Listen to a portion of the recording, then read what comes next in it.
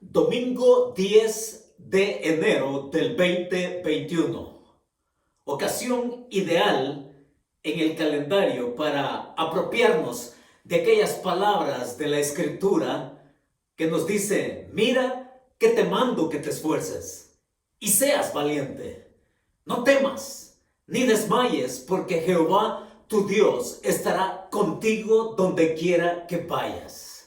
Y donde quiera que se encuentre cada uno de ustedes, nuestro deseo es que Dios les bendiga. Que bendiga su familia, que bendiga su trabajo, que bendiga a todos los que juntos comparten este tiempo también con nosotros. Desde donde nos sintonicen, queremos agradecerles y darles una bienvenida especial a esta altura del mes de enero.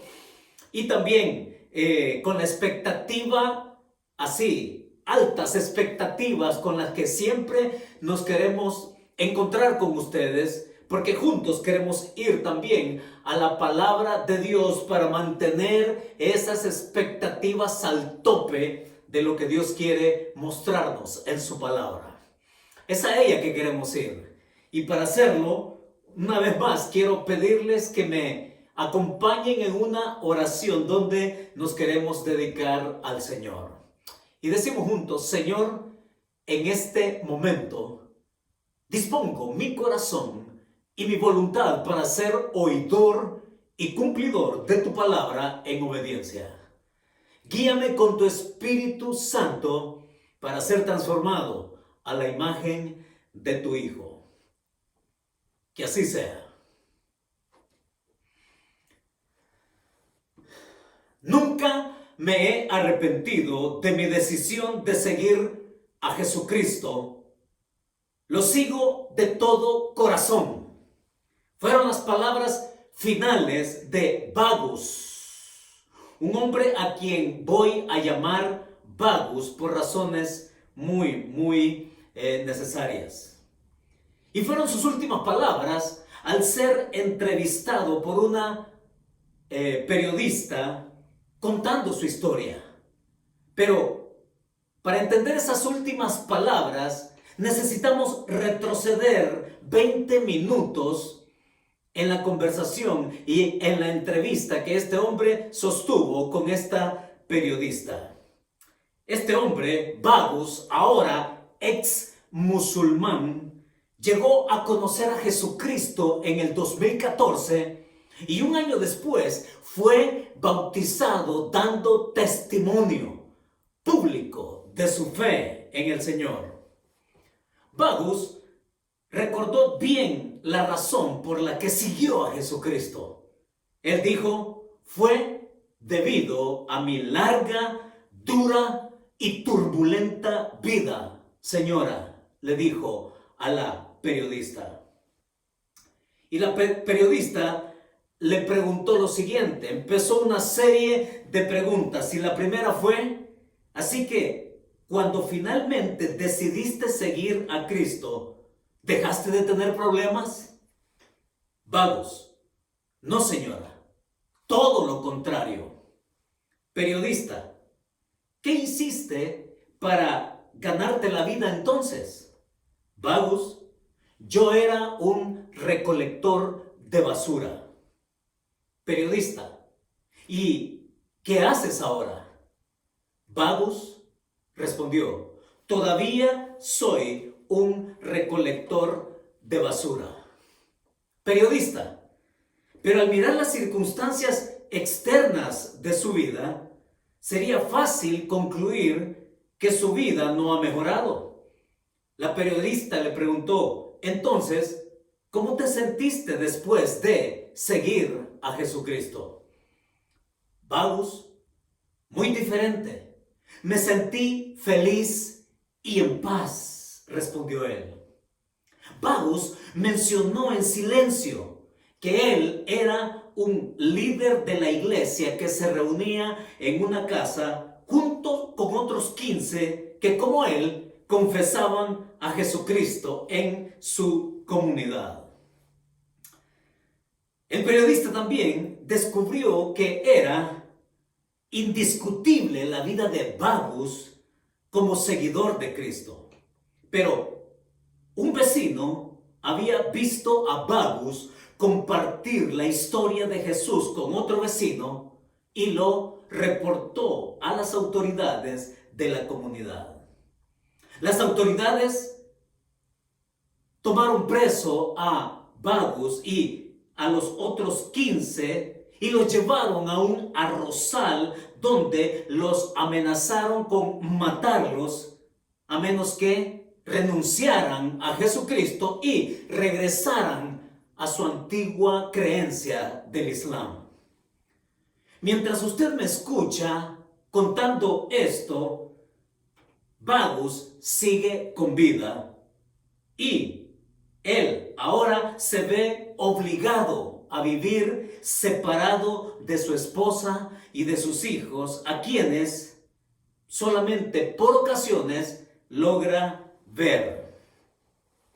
Y él terminó diciendo: no me he arrepentido de mi decisión de seguir a Jesucristo. Dijo sin ninguna duda: lo sigo de todo corazón. ¿Cómo le podríamos llamar a un hombre así? Sin duda, podríamos darle la etiqueta de un héroe de la fe de nuestro tiempo, que sabe mirar a Cristo más que mirar las circunstancias que lo rodean o los resultados de su fe. Es alguien que bien podríamos nosotros añadir a la lista de la que se nos da acá en Hebreos capítulo 11. Porque precisamente de eso es lo que nos habla el escritor bíblico en el capítulo 11 de Hebreos, cuando está a punto de cerrar lo que él ha venido diciendo a lo largo de todos estos versículos en el capítulo 11. Personajes, eventos, situaciones, realidades, y lo único que nos enmarca es precisamente aquello que nosotros debemos ver en todos ellos para que nos reflejemos en sus vidas y en sus experiencias.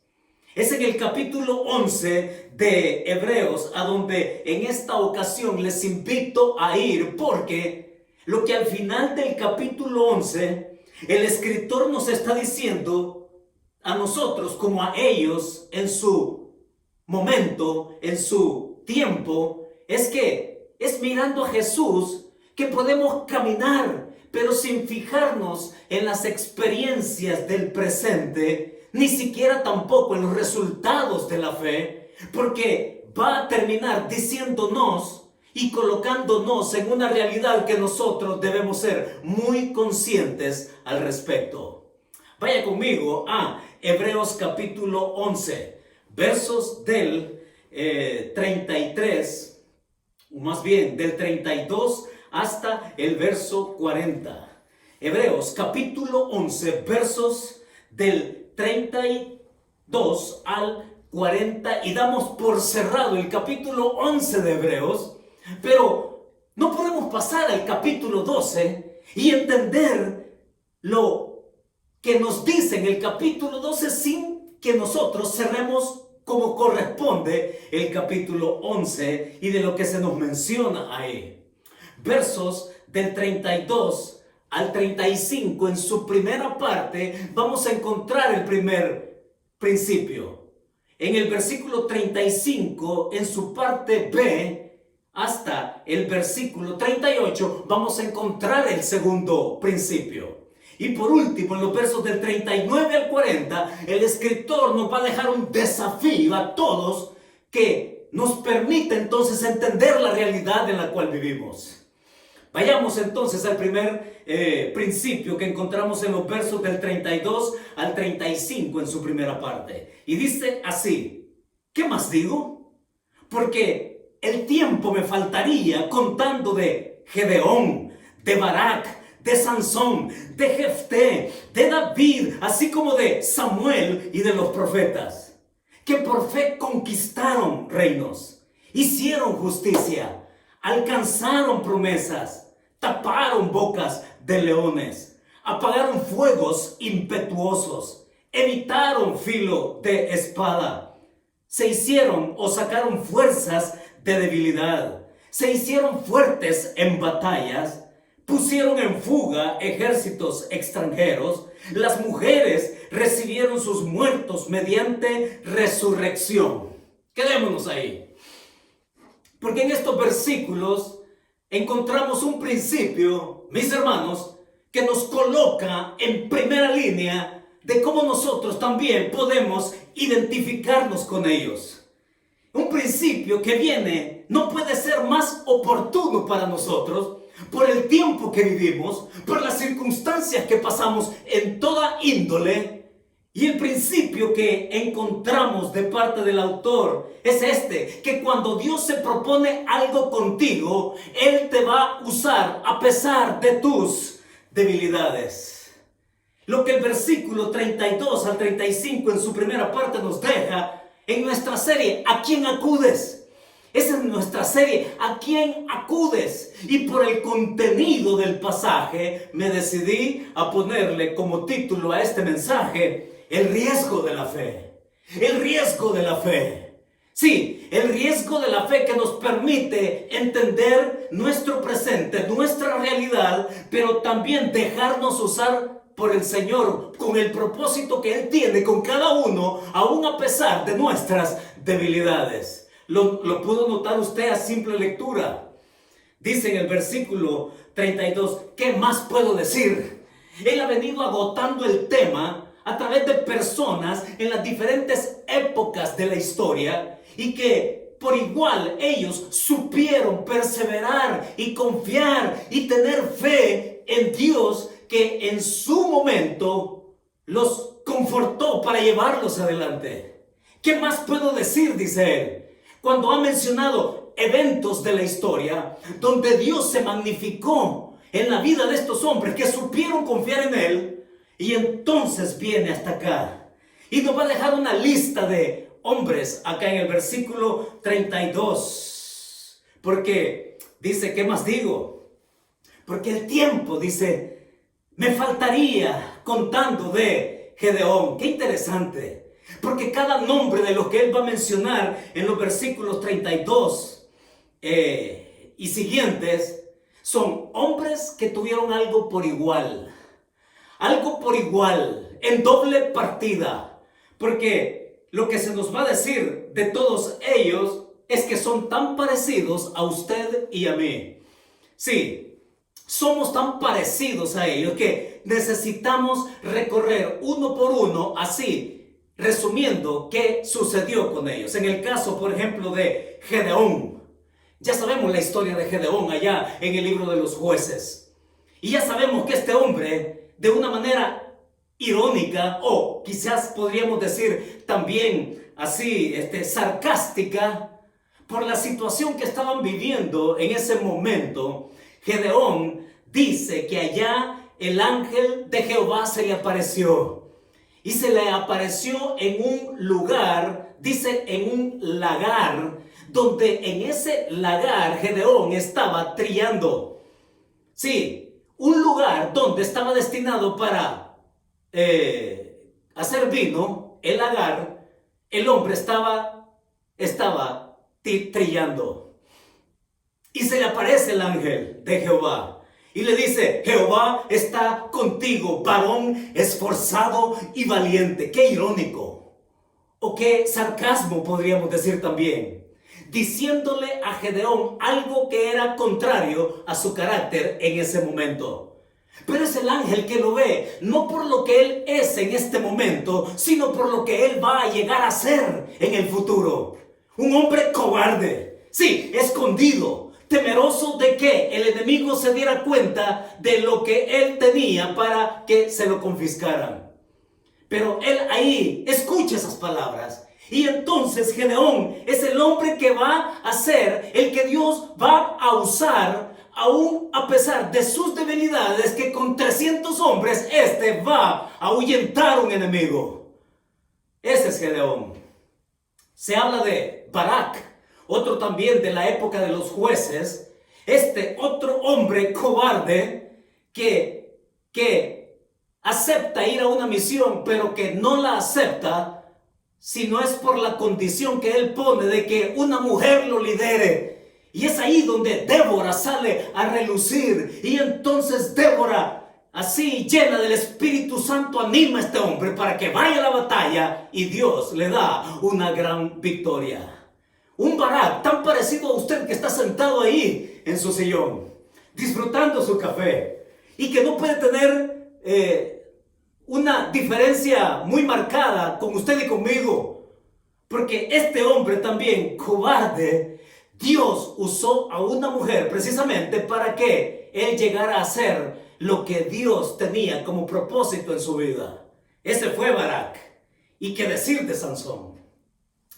Quizás estamos más familiarizados con Sansón, y todos estos nombres tienen que ver con la etapa de los jueces, con ese péndulo de la historia de los jueces donde cada quien hacía lo que bien le parecía y que Dios los llevaba por victorias y que después el pueblo se retiraba de caminar con Dios y Dios los liberaba, y así era la historia del periodo de los jueces. Y de Sansón, ¿qué podríamos también decir? Un hombre que Dios apartó desde el vientre de su madre y que tenía un propósito con él. Y que ciertamente fue a través de Sansón que tremendas victorias fueron ganadas de parte de los judíos contra los filisteos. Pero el gran talón de Aquiles de Sansón ya sabemos que era su inclinación por las mujeres extranjeras, que al final lo llevaron a él a terminar con su vida. Ese fue Sansón. Y se menciona a alguien más, Jefté.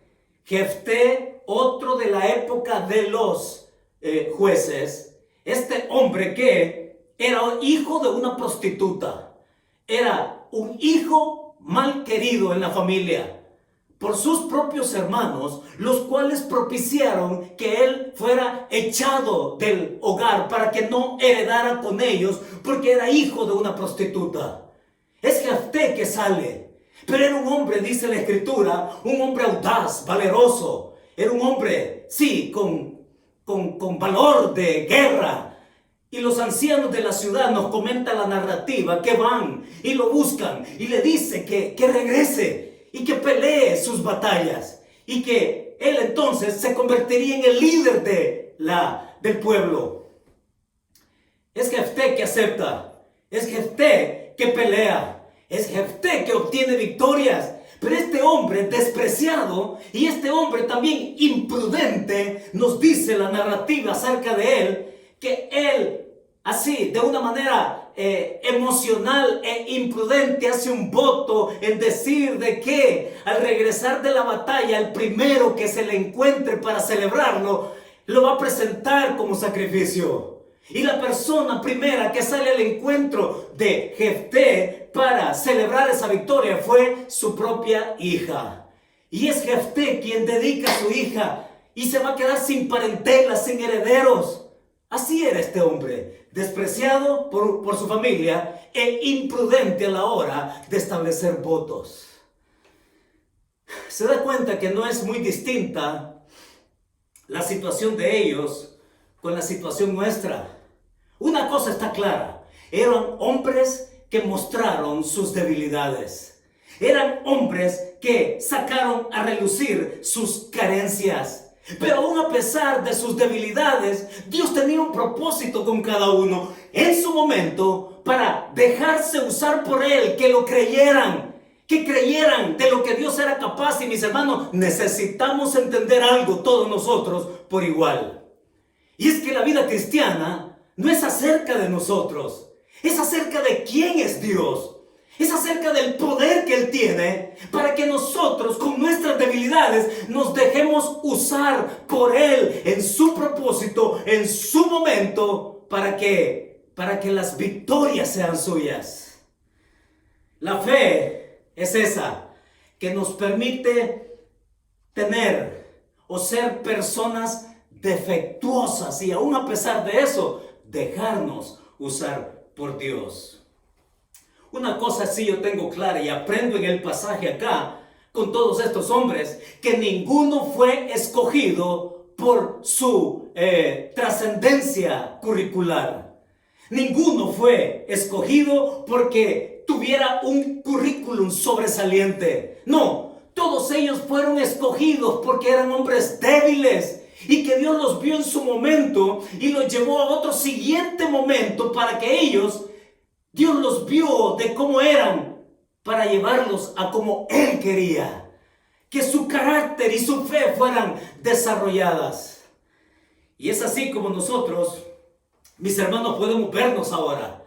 Ninguno de nosotros, y debo decirlo, por muchos títulos que tengamos, sí, por muchos PhD que tengamos, oiga, si acaso nosotros podemos llegar a suficiencia, entonces preparémonos, porque Dios va a hacer cosas grandes, espectaculares, con personas tan comunes y corrientes, para que todo lo extraordinario sea y venga del poder de Dios y que toda la honra sea suya. Si podemos llegar a suficiencia, entonces preparémonos, porque Dios puede hacer cosas muy grandes. De eso se trata. El venir y atrevernos a confiar en el Señor. Y en la escala, mis hermanos, cuando entendemos esto, cuando vemos esto de cerca, Dios usa a personas comunes y corrientes, pero que se atreven a creerle a Dios. Y con esa fe también podemos encontrarnos con cosas que la única manera de poder explicarlas es por el poder de Dios actuando en nosotros.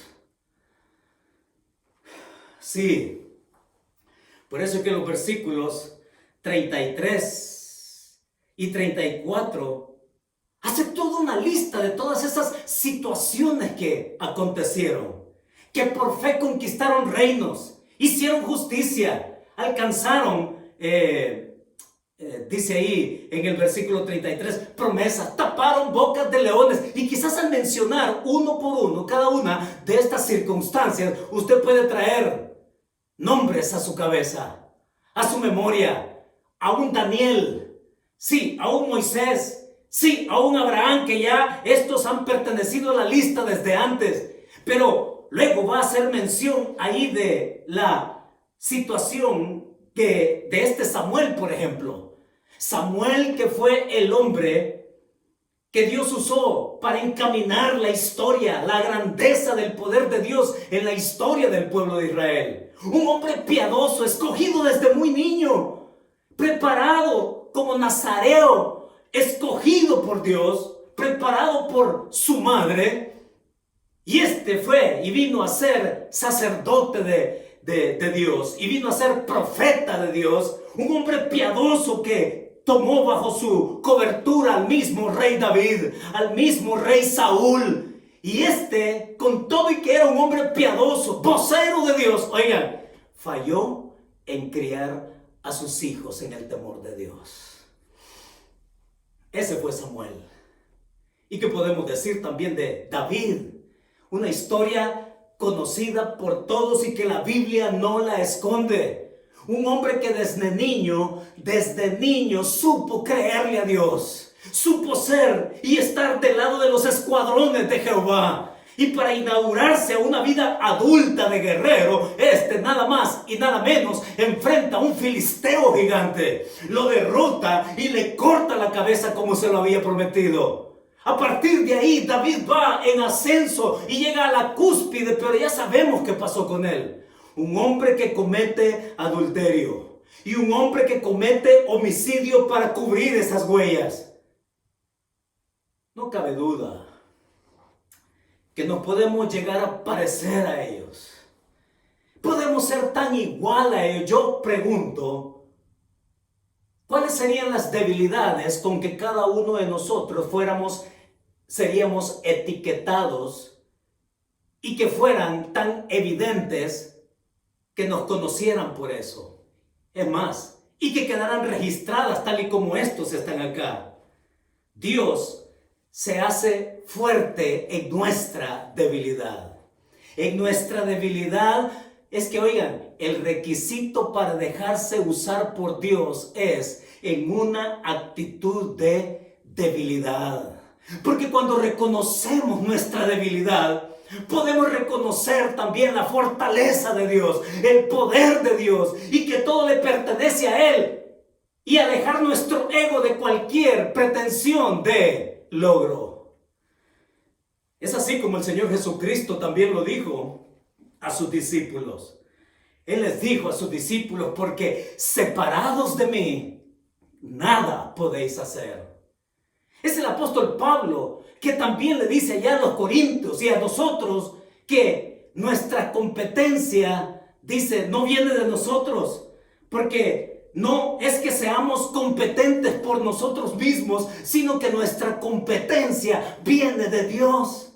Todo es cuestión, ¿sabe? Todo es cuestión que sepamos reconocer nuestras debilidades. Porque cuando Dios quiere algo contigo, te va a usar a pesar de tus debilidades. Eso no significa que justifiquemos el pecado, porque al fin y al cabo, aún así, Dios me puede usar. No, porque Él te ve con tu debilidad y te quiere llevar hacia donde es el gran deseo suyo. Saben que esta semana alguien me mandó una foto que, ¿sabe? Hay tantas personas que envían cualquier cantidad de mensajes, ¿no? Yo no sé si usted es una de ellas. De ese tipo de personas que están mandar y mandar y mandar como que si no tuvieran nada que hacer. Estudien, trabajen, lean. Pero hay gente como que si de veras su vida dependiera de estar en Facebook o en Twitter o en Instagram. Pero hay gente que envía cualquier cantidad de mensajes y en medio de ese montón que yo recibo y que le doy borrar, recibí uno que me llamó la atención. Voy a ser honesto. Sí. Este hermano me mandó una foto y voy a tener que decir la marca de una bebida Coca-Cola, ¿ya? Y ahí venía en la fotografía las 3 diferentes clases de Coca-Colas, ¿sí? Hay una que es Coca-Cola regular o normal. Está la Coca-Cola Light y está la Coca-Cola Zero.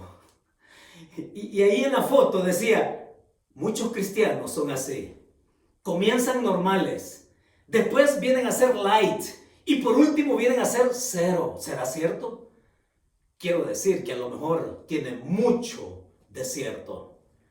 Porque aquí nosotros venimos a algo muy importante cuando queremos aplicar esto a nuestra vida. Mis hermanos, Dios tiene un propósito contigo, no lo dudes. Dios tiene un propósito contigo. Y en ese propósito está el usarte aún a pesar de tus debilidades. Y la aplicación que yo saco de esto es, no retardes buscar a Dios para dejarte usar por Él. Es caminar en intimidad que podemos entender qué quiere Dios de cada uno. Es en ese caminar íntimo en donde yo puedo entender qué es lo que quiere y lo que Dios no quiere de mí. Pero es en ese caminar íntimo con que nosotros podemos darnos cuenta de nuestras imperfecciones, darnos cuenta de nuestra inmadurez y darnos cuenta también de nuestros puntos ciegos. ¿Cuáles son tus puntos ciegos? A veces he oído hermanos así tan conformistas, tal vez tan derrotistas, podríamos decir también, que dicen, no, pues, con esa falsa piedad, ¿no? Que no se atreven a más con Dios porque Dios es tan santo y yo soy tan pecador que no merezco caminar con Él. Esa es una falsa piedad. Porque Dios lo que desea, lo que anhela de ti todos los días es que tú camines con Él día con día al gran propósito que Él tiene contigo para su gloria. O sea, no nos disfracemos con esa falsa piedad de que Dios es tan bueno y tan santo que no querría tener nada conmigo. Es precisamente porque somos inmaduros, imperfectos y porque tenemos puntos ciegos, puntos blandos que Él quiere fortalecer en nuestro carácter, que nos quiere llevar al deseo que Él tiene por todos nosotros. Entonces te pregunto, ¿cuál es un punto ciego en este momento en tu vida? ¿Cuál es un punto ciego donde estás ahí como un carrusel dando vueltas y sin ir a ningún lado? Ese hábito pecaminoso, ese hábito que te ata, ese hábito que te restringe, ese hábito que te anula, esa tendencia y esa inclinación que te evita contemplar la grandeza de Dios en el gran propósito que tiene para ti. Entonces, la aplicación primera que sacamos de este pasaje es que así como ellos, también nosotros no retardemos buscar a Dios para dejarnos usar por Él, llevándonos, cambiándonos, transformándonos al gran deseo que Él tiene. ¿Qué más podemos encontrar? En el versículo 35, en su segunda parte, naturalmente el pasaje empieza a hablar de algo más. Note cómo en el versículo 35, donde dice, mas otros fueron atormentados. Sígame la lectura, por favor, con cuidado, en la parte B del versículo 35 hasta el versículo 38. Y dice, mas otros fueron atormentados, no aceptando el rescate, a fin de obtener mejor resurrección. Otros experimentaron vituperios y azotes, y además de esto, prisiones y cárceles. Fueron apedreados, aserrados, puestos a prueba, muertos a filo de espada, anduvieron de acá para allá, cubiertos de pieles de ovejas y de cabras, pobres, angustiados, maltratados, de los cuales el mundo no era digno, errando por los desiertos, por los montes, por las cuevas y por las cavernas de la tierra. Quedémonos ahí ahora. Porque decía, naturalmente el pasaje nos ofrece algo más de lo que nosotros debemos prestarle atención. Note que en el verso 35 la palabra que nos importa ver, así de entrada en este verso 35 es más, pero. Esa palabra que nos pone en contraste con lo que ha venido diciendo en los versículos anteriores. Más otros. Y empieza una lista sin definir. Una lista sin identificar. Una lista que queda en lo genérico. Hombre, cuando nosotros leemos lo que está sucediendo en el versículo 35 en su parte B hasta el versículo 38, necesitamos darnos por aludidos de lo que es el principio que establece acá el autor bíblico. El principio que nos dice es que cuando confiamos en Dios, Él nos fortalece a pesar de los resultados. Fíjese muy bien, mi hermano, por favor. Cuando confiamos en Dios, Él nos fortalece a pesar de los resultados. Porque cualquiera pensaría, ¿no?, que creer en Dios entonces es venir a disfrutar lo mejor en términos humanos. Confiar en Dios podría significar bienestar total. Confiar en Dios significaría para muchos en su mente que todo me vaya bien. Y la lista que tenemos acá es muy distinta a la primera. De hecho, creo yo que si nos dieran a escoger en cuál lista usted quisiera estar, ¿cuál de estas se escogería? ¿La primera o la segunda? ¿Querría usted estar en la lista donde se mencionan estos específicamente, como lo hemos visto antes? ¿O en esta otra, donde se habla de las circunstancias por las que estos tuvieron que pasar aun cuando confiaron en Dios? Y dice que fueron aserrados, pasados a filo de espada, estos que fueron metidos en la cárcel, experimentaron toda clase de quebranto, azotes. Sí, habla de ser aserrados, anduvieron vagando, anduvieron huyendo. Es decir, esa realidad expresada acá, no cabe duda que nos deja ver otro ángulo de la fe. La fe no solamente significa creer en Cristo para ser salvo. La fe significa creer en Cristo para esperar toda clase de adversidad por ser hijo de Dios. Así es que después de darnos así por enterados de lo que viene en estos versículos del 35 hasta el 38, dice que estos sufrieron, que estos la pasaron mal, que estos, su fe no les garantizaba un bienestar. Al contrario, su fe los puso en puntos adversos. Como Ababus, que hablábamos al principio, ¿no? Este ex musulmán que por su fe casi lo matan. Pero por su fe en Cristo, él quedó sentenciado a estar lejos de su familia. Entonces usted podría decir, hombre, si esto le pasa a los que tienen fe, entonces ¿qué sentido tiene creer? Quizás muchos están preguntando eso. Quizás muchos tienen ese conflicto mental, ese conflicto emocional, ese conflicto de fe. Pero si hay algo que yo encuentro en estos que se mencionan acá, y que Jesucristo mismo lo deja claro en su enseñanza en los evangelios, oigan, es que Dios no juega a ser un populachero. ¿Qué quiero decir con esto? Ahora que en muchos lugares, países, incluyendo el mío, están en modalidad elección.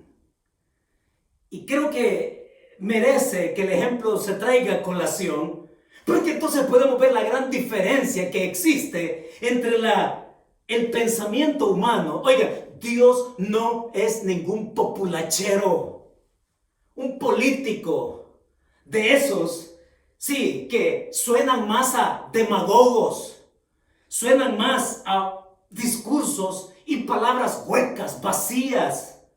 Andan, ¿acaso no es cierto? Ahora mismo muchos al oírme podrán confirmar lo que estoy diciendo.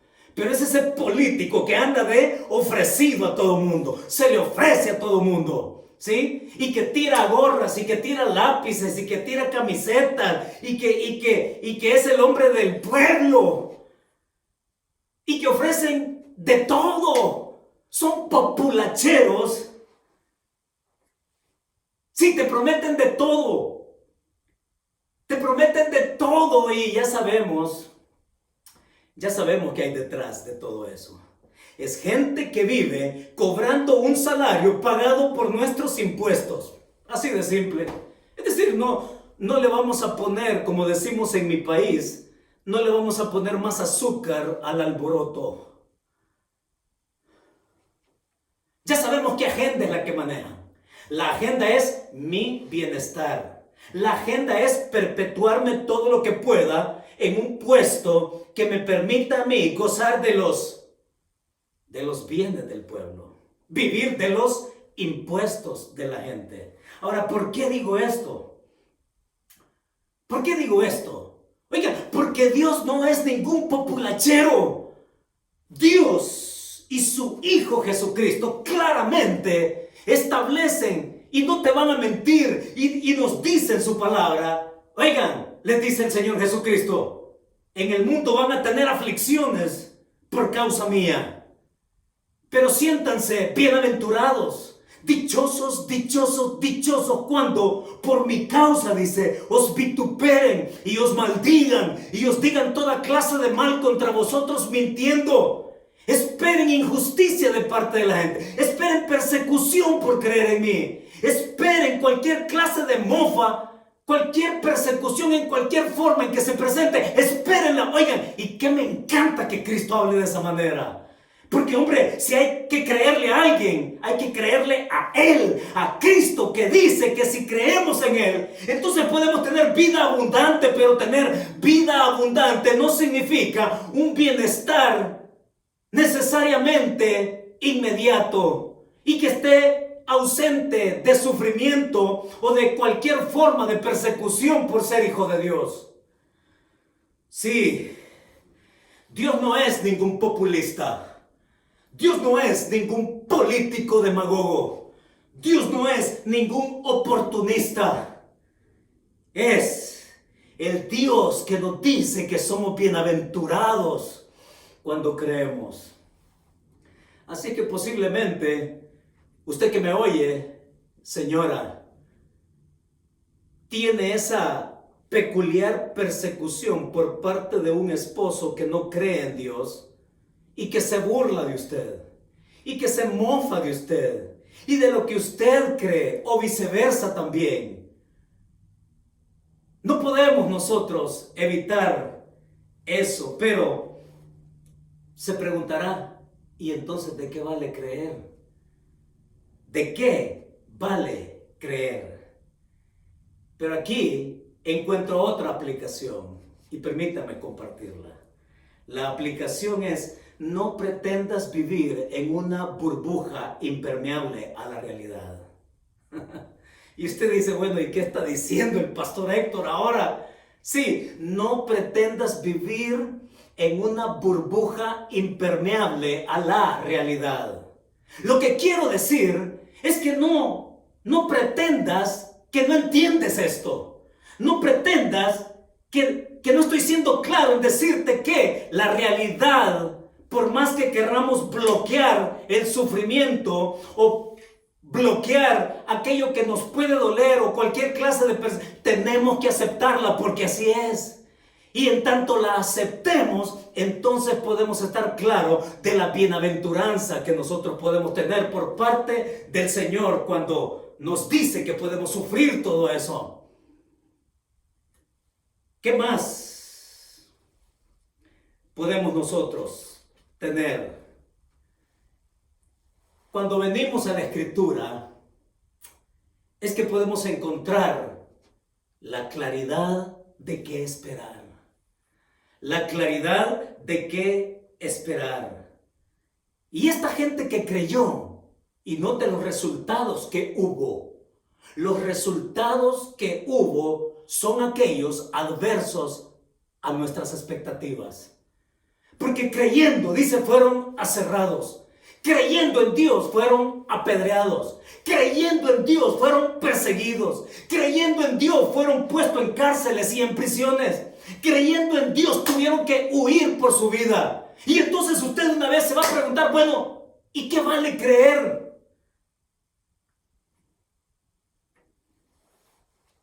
Vale creer porque en medio de cualquier circunstancia por la que estés pasando ahora mismo, esta es la bendición. Óigalo muy bien. Y la bendición es: Dios te fortalece. Aun cuando los resultados que tú estás obteniendo sean adversos. Esa es la bendición. Esa es la vida abundante. Dios te fortalece en tu caminar, en tu fe, en tu confianza, aun cuando los resultados no sean lo que tú esperas, aun cuando los resultados sean adversos. ¿Qué realidad más clara, no es cierto? Y va a terminar el autor en los versículos 39 al 40 dándonos el tercer principio que les invito a ir conmigo. Dice el verso 39: y todos estos, aunque alcanzaron buen testimonio mediante la fe, no recibieron lo prometido, proveyendo Dios alguna cosa mejor para nosotros, para que no fuesen ellos perfeccionados aparte de nosotros. ¿Qué está diciendo ahora? ¿Cuál es el principio que comparte? ¿Qué nos deja notar acá el autor bíblico? Y el principio en este versículo 39 y 40 es este. Atención, cuando Dios promete algo, no se limita a lo terrenal. Cuando Dios promete algo, no se limita a lo terrenal. Fíjense, verso 39, y todos estos. La pregunta es, ¿quiénes son todos estos? Los que se han mencionado desde el versículo 1 hasta pasar por estos que están mencionados inmediatamente, Estos que mostraron debilidad, pero que Dios supo usarlos aún a pesar de eso. Estos que supieron creerle y confiar aún a pesar que los resultados eran adversos. Dice, todos estos, ambos, en cualquiera de estas listas, él dice acá, aunque alcanzaron buen testimonio. El buen testimonio es que ellos supieron confiar, que ellos supieron perseverar, que ellos supieron creer y confiar en el Señor, avanzar a lo que Dios quería. Estos, dice ahí, alcanzaron buen testimonio. El testimonio es que fueron aprobados por Dios. La aprobación de Dios es aquí la fe que persevera, que no se estanca, que no se queda allá atrás.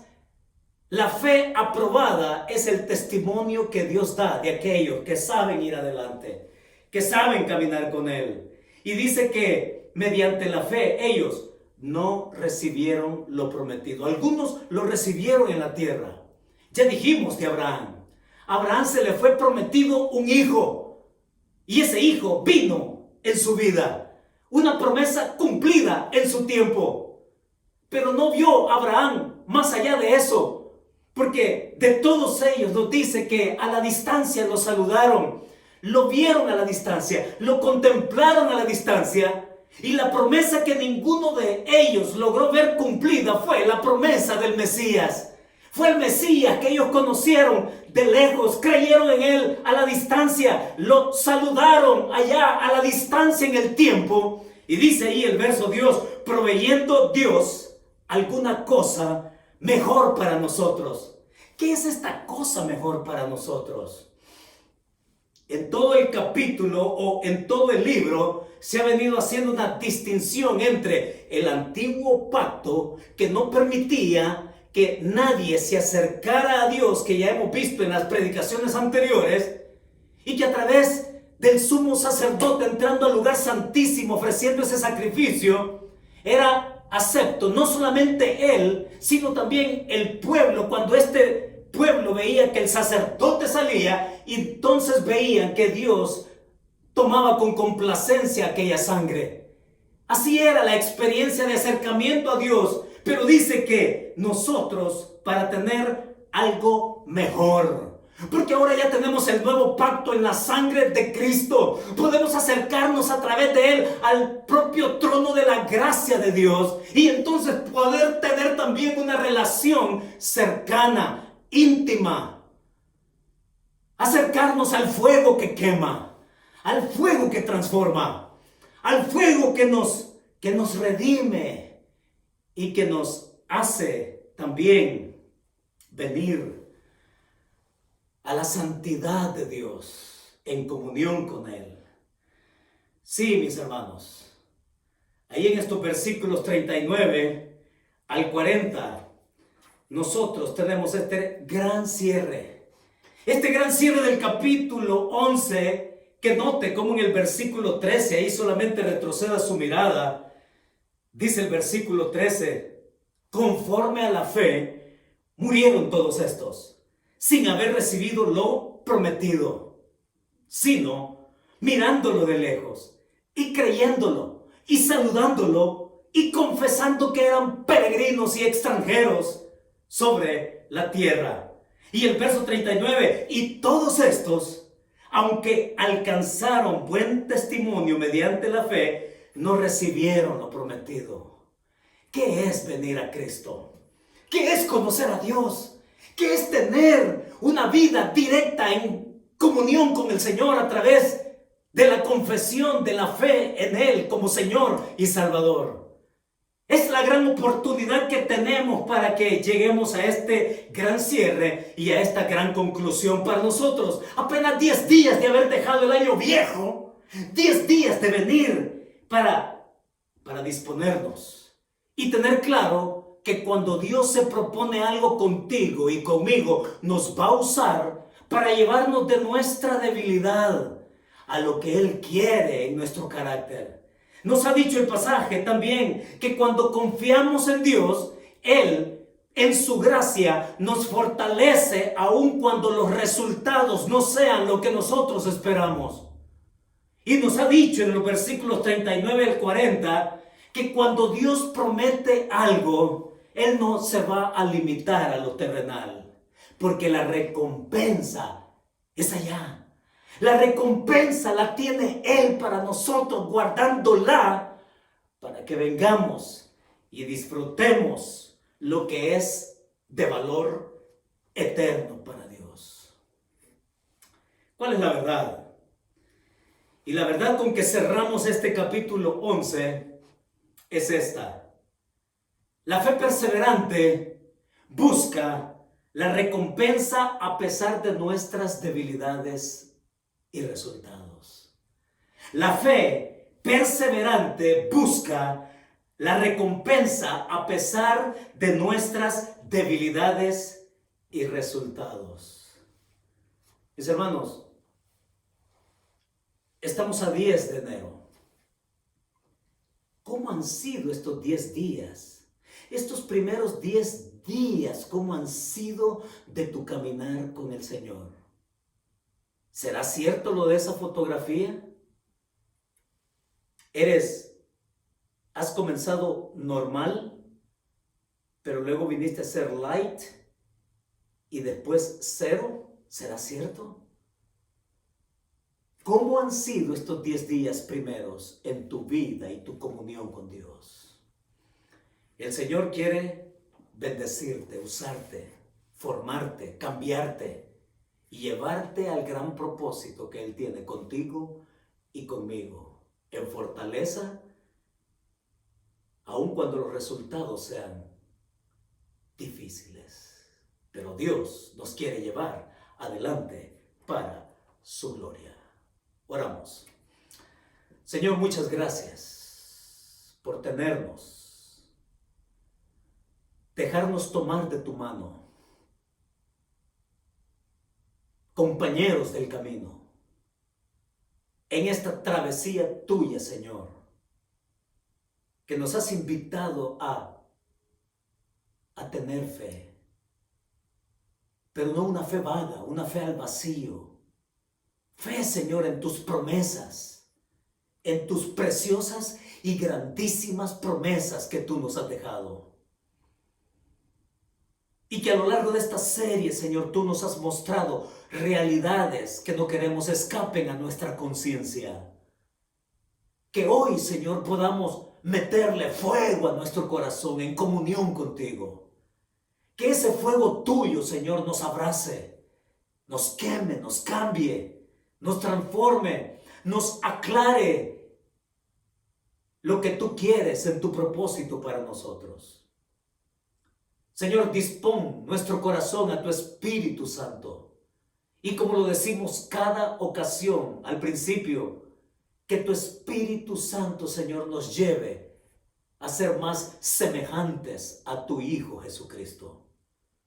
Que nos guíe, que nos ilumine y que nos llene con tu palabra. Danos hambre y sed de tu palabra, Señor. Enséñanos tu verdad, encamínanos en ella y que tú, Señor, tengas toda la gloria de lo que te has propuesto con nosotros. Muchas gracias. Así lo pedimos en el nombre de tu Hijo Jesucristo. Amén y amén. Mis hermanos, que Dios nos bendiga.